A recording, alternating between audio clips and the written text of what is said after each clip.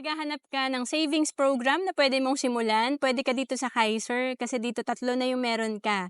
Dito meron kang healthcare, life insurance at investment. And 7 years to pay lang ang Kaiser.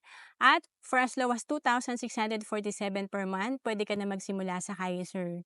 Magbigay tayo ng sample, si Miss A na nagsimula sa Kaiser at the age of 30. Ang kanyang total investment per month nasa 2,941 per month. After 35 years, pag edad niya ng 65, ang projected fund niya sa Kaiser nasa 2.4 million. And si Miss B naman, nag-start sa Kaiser at the age of 45. Pero mas malaki yung investment niya sa Kaiser, 4,412 per month. And dahil 20 years na lang ang meron siya bago siya mag-65, ang projected fund nito nasa 874,000. So ang laki ng difference, 2.4 million versus 874,000. Kahit mas malaki yung ininvest ni Mr. B, mas malaki pa rin yung fund ni Miss A nung siya ay nag-age 65. To know more about Kaiser, message mo lang ako sa FB, Roanne Celis Capistrano.